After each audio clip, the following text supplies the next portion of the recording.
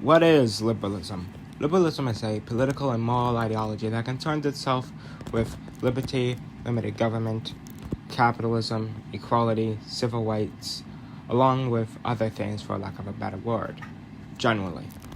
However, there is a great deal of misunderstanding over what liberalism is, and I feel like in order to understand liberalism better, we first must learn its history, then get into the different variants within the ideology. Liberalism's ideals go all the way back to classical antiquity and imperial China, but liberalism as we know it came to be in the 17th century, during the Enlightenment, where several philosophers would help in forming liberal ideas, particularly those of Hobbes, and the man considered the father of liberalism, John Locke.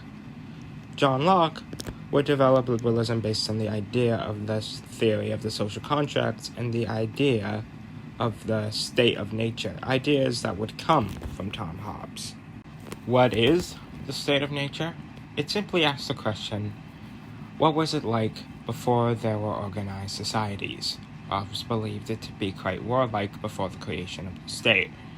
The idea of the social contract, however, is about how people form states and organize societies.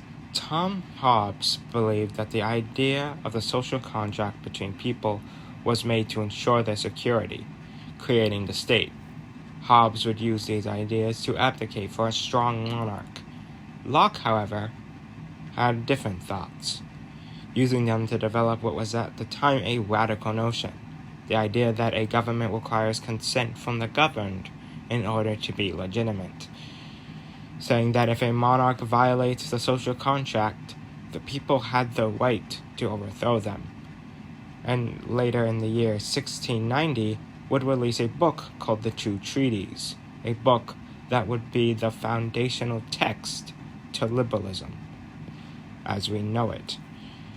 In England, liberal ideas were beginning to coalesce into a political party known as the Leavers, a radical political movement that called for, what was at the time, radical ideas, such as freedom of religion, equality under the law, frequent convenience of Parliament, along with other ideas. And even though they would eventually be rendered politically irrelevant in the 1650s, liberal ideas would continue to rise in England until the Glorious Revolution of 1688 to 1689, when King James II was replaced by William III and Mary II, and Parliament passed the 1689 Bill of Rights, which set limits on the monarch and set rights for Parliament, expanding to allow free elections and freedom of speech, turning England, in many ways, into the first modern liberal state. These ideas would only be the beginning of liberalism, of course, and it would continue to rise in popularity and development during the 18th century, with people such as Adam Smith, who in his book, Wealth of the Nations, will contribute a great deal of liberal economic theory, and others such as James Madison and Montesquieu would come up with the idea that there should be a separation of powers, a system where the government is equally split between executive, legislative, and judicial branches, an idea that would later influence a new republic called the United States of America. A nation that would be formed when Britain's American colonies declared independence and won the following war with the help of France and others.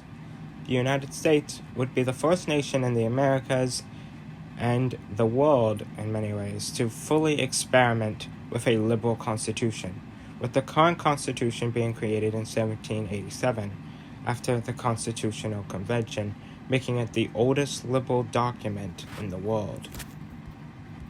Going back to Europe, support for liberal ideas would grow, especially in the late 18th century, with the French Revolution occurring in 1789, causing the end of feudalism in the country, and with the passage of the Declaration of of the rights of man, ended many of the old ways, while the Napoleonic Wars brought greater change to Western Europe as a whole, with it bringing an end to such things as the Inquisition and the end of the Holy Roman Empire, to mention a few.